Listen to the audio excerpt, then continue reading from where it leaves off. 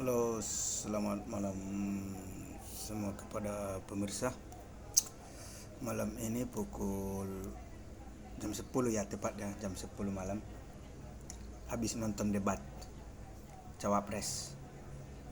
Tapi yang saya tangkap sih di debat Capres ini nggak terlalu ada sih. Nggak terlalu ada yang wow begitu, mulai dari paslon 01, 02, 03. Cuman yang saya lihat itu yang perusak suasana itu di Cawapres 02. Dia setiap ngomong ilirisasi sebenarnya saya mau searching Google ilirisasi ini sebenarnya tujuannya kemana ini. Setiap ada omongan ilirisasi. Dan dia selalu seolah-olah ingin memanas-manasi sih saya lihat ya.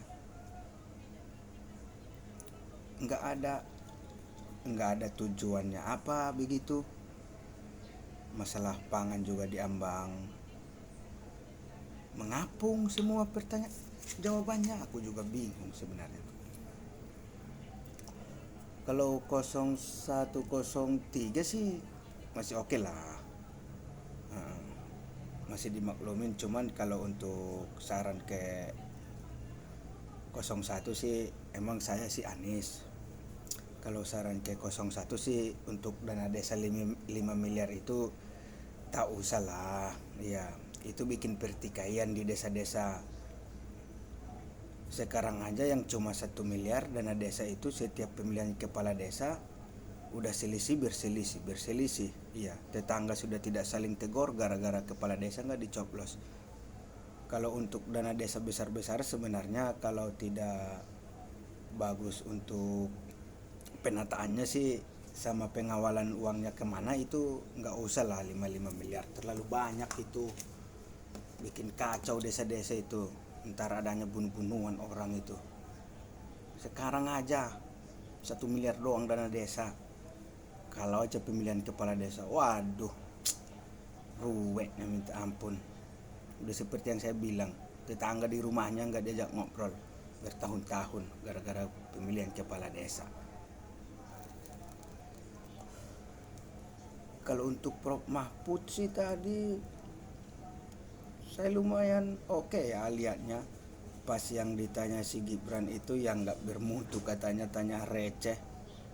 Saya lihat sih dari raut wajahnya Pak Mahfud sih rasanya sih kecewa banget lah. Kecewa banget dengan debat malam ini kepada Gibran. Nggak ada yang berbobot, apa yang dilontarkan tak ada yang berbobot. Dia sangat kecewa banget. Tadi kan pas lihat itu Pak Mahfud menyerahkan aja, nggak ada gunanya dijawab.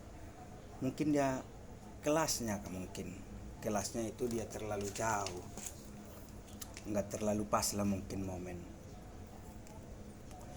Tapi untuk pasangan saya si Amin oke lah, bisa lah dipada-padain dia. Tapi kalau bisa 5 miliar itu buat desa nggak usah ya, terkecuali mungkin kalau 5 miliar buat desa itu kalau ekonomi emang udah lebih bisa lah.